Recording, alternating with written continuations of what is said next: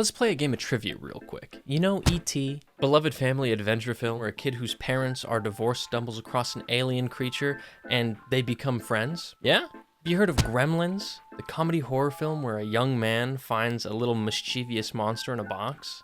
You have? Well, let me introduce you to Munchie, a 1992 film where a kid whose parents are divorced stumbles across a little mischievous monster in a box. There is one important difference that separates this movie from these two. In this movie, the funky little alien character speaks English, and he's voiced by popular actor and comedian of the time, Dom DeLuise. It's also a sequel to 1987's horror monster film, Munchies? The all-star sequel to the video blockbuster Munchies, which is even more just a blatant ripoff of Gremlins. And to clarify, by sequel, I mean they're not connected. Anyway, let's get into the movie. The movie opens right off the bat with a police chase. We're dropped right into the action right in 1970. We meet this guy here, who seems to have had a rough time. I don't know why he's running from the cops. He's got this little box here that's speaking and won't shut up. I got it. You're having a surprise party for me, right? I hate that guy already. We're only a few minutes into this movie,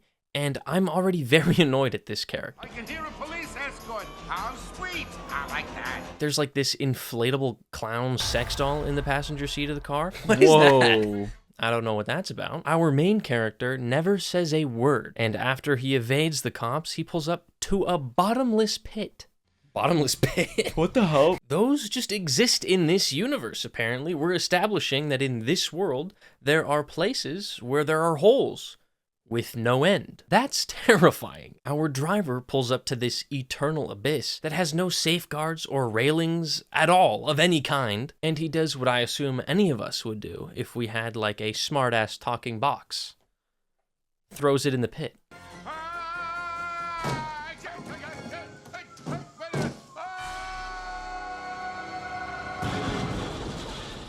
This is bad. Also, it sounded like that had a bottom. Right. What the fuck? One bite transition later, and we get the title card and 3 minutes of opening credits over a very long single clip of these wind-up teeth.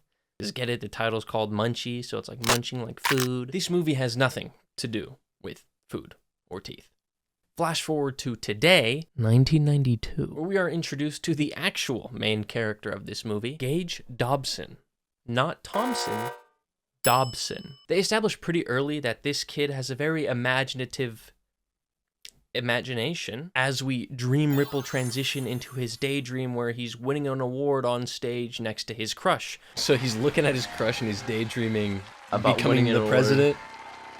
He doesn't know what sex is yet, that's why. Who kind of looks like a young Joseph Gordon-Levitt, but like as a girl. During lunch, Gage goes to sit down across from his crush, who, she looks like young Jason Gordon-Levitt. I'm not the only one who's thinking that, right? I mean, look at that. I just had to get that off my chest. All right, we're good. Anyway, this character plays the stereotypical 90s bully. No one sits at this table unless I want him to. And he picks on Gage because, like, Gage is the new kid. And he's like small, he's a little pequeño guy. And also, just like every stereotypical bully, he's got a henchman. Show this gentleman where he may eat his lunch. Why is this trope in like every school movie? Is that how it is? Was this a thing? I was homeschooled, so I don't know like the politics of school politics. Was there always just like a head bully guy who had his hired muscle that would do the dirty work for him? Because, I mean, here, the bully just says the word, and the big muscle goes right to action and hucks Gage's lunch across the cafeteria. And right into the principal, too. That's not how that got thrown. And you'll never guess what happens next. The principal actually blames Gage. Dobson, come here. You didn't see that coming, did you? Because, of course, the new kid would want to make his first impression on the school by throwing food on top of the principal. Oh, in lunch that he paid for. That makes perfect sense, right? And to reinforce the fact that Gage has a wacky imagination, while he's walking up to the principal, we see everything through Gage's eyes as he, like, imagines the confrontation as, like, different intense scenarios. He has such a crazy, wild imagination. Whoa! Gimp suit. Yeah, bro, kind of fetishizing it. A lot, Again. actually. Gage tries to defend himself, and of course, the principal just won't hear him out. Just say I didn't do it. You gotta believe me. He hasn't said anything else. Like what I see. You gotta believe me. Leon daggered through it. So he punishes him to 20 hours of study hall and public execution. Bro gets executed. As Gage walks home defeated, a house f***ing explodes. What the Is his dad a wacky inventor or something? Good guess there, Past Miles. It's his neighbor, Professor Crookshank, who's the wacky inventor. This is a lesson in spontaneous combustion. Who, let's be honest, he should be dead. That whole garage was engulfed in flames. I mean, at least his hair should be singed off. During this conversation between Gage and the professor, we learn that Gage's parents are actually divorced and his dad has an entirely new family. The professor also introduces us to a Dr. Elliot Carlisle. This Dr. Carlyle injects little animals with cancer cells. Whoa. He cuts them open to find out what killed them. Now, there doesn't seem Cancer to be much. killed them. Cancer The killed cancer them. that was injected to them. And this is important because Gage's mom is dating Elliot. And like, I know he's supposed to be the bad guy, but like, he's kind of cool. There's like something about him. I don't know. Hey, sports teach you teamwork, discipline, competition. I like him. Skills you're gonna need later in life. Bro just injects I want you to animals go with out there cancer. tomorrow and try Yeah. out for that team. Oh, that's really weird. Rough. Whoa. Crazy move. After weirding out Gage goes for a walk to like cool off, and he fantasizes about his own death. Someday I'll be dead. Then they'll all be sorry. Someday What? I'll be dead. He's gonna kill himself. Oh, shoot. All in all, that's actually a pretty funny scene. I enjoyed that. Sorry I acted like such a dreadful puke. Actually, I was merely compensating for an overactive inferiority complex. That's pretty funny.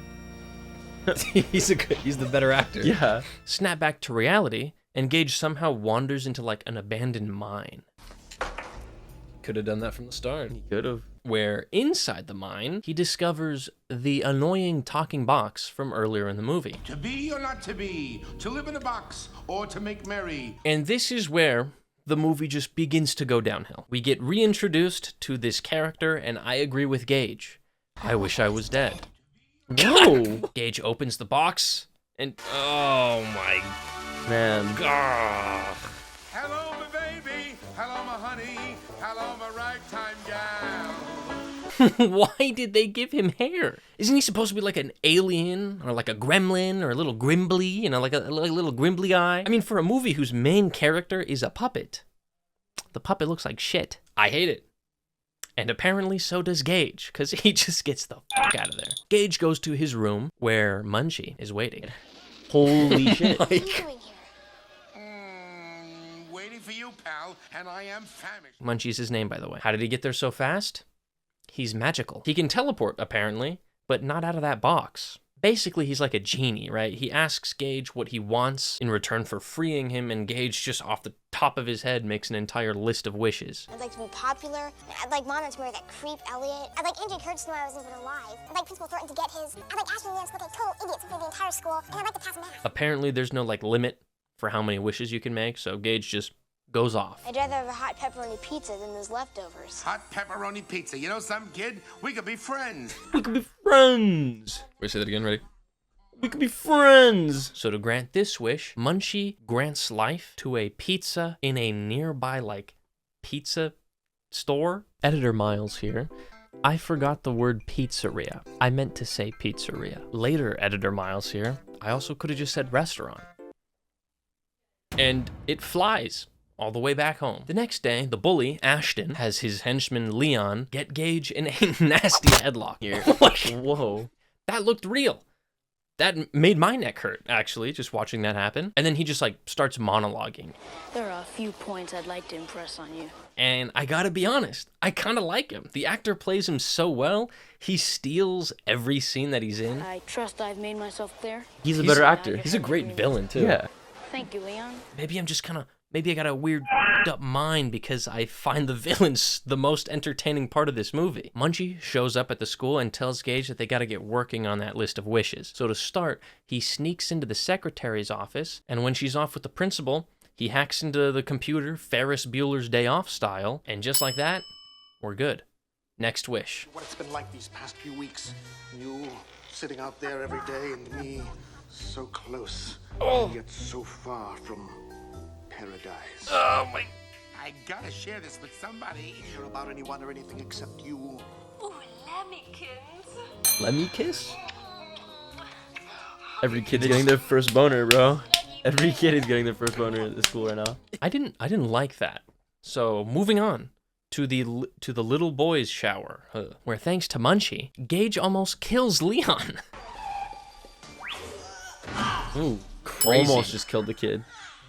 If he landed like a foot further up, he would have been dead. He would have hit his head on that thing. Thanks, Munchie. Later that night at the school talent show where Gage is like the stagehand for some reason, Ashton the bully and Andrea the crush are performing Romeo and Juliet together. And of course, Munchie is there to make Ashton look like a fool. But again, I can't help but root for Ashton. Oh, that I was a glove upon that hand, so I may touch her cheek. Oh my god, a banana peel joke is crazy.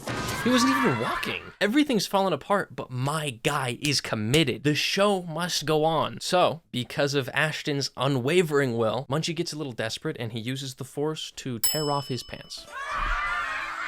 I want to see this kid with his pants off.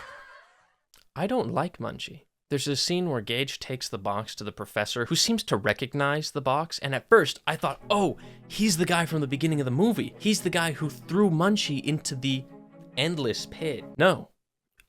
We actually never get any sort of information as to what this entire sequence was about or who this guy was. Back at Gage's house, Gage's mom is preparing for her date with Elliot, the date where Elliot plans to ask Gage's mom to marry him. And the sexual tension between the two of them is palpable. What I'm looking forward to is that meal you've been promising me for the past 2 weeks. Yo. I hope you enjoy it. But of course, Munchie's got a cock-block Mr. Animal Cancer. Okay, that was kind of funny. That wouldn't hurt. No, it Through would. your shoe. And also, of course, Elliot blames Gage. Munchie's messing everything up, and Gage just takes all the blame. Big move, dude. But trust me, that doesn't stop Elliot. And we'll only be gone a few hours. I'll get my jacket. What could happen in a few hours?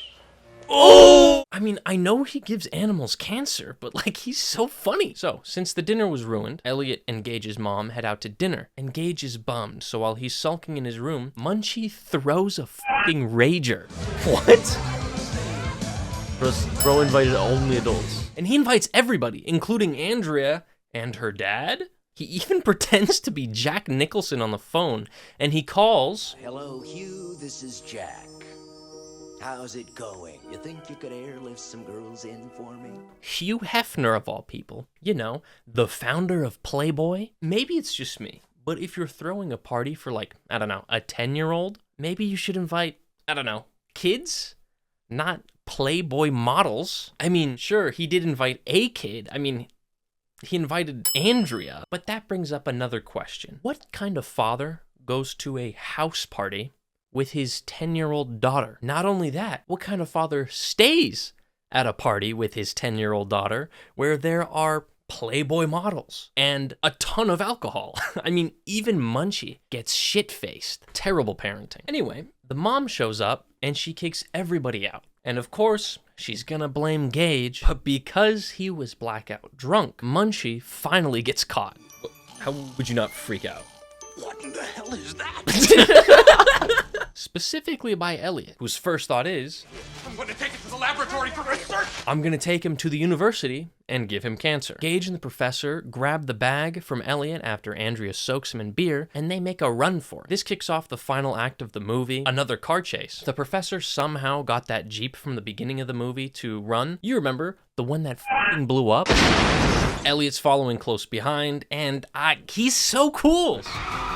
Funny. Also sick. That was sick. Dude, Elliot's a baller. He's even catching up to them. So Munchie makes the Jeep fly. Elliot crashes into a nearby donut shop where he is arrested. Have you been drinking, sir? Drinking? The guy smells like a brewery. Some little girl sprayed beer in my face, you ninny! Was she with the You ninny. And the movie ends with Munchie and the professor hijacking a plane. And get ready for the ride of your life. Everyone dies. Yeah. And that's Munchie. Moral of the story, if you come across a little guy, little Grimbly, start making wishes. Oh, and also, don't forget to invite the hoes to your kid's party.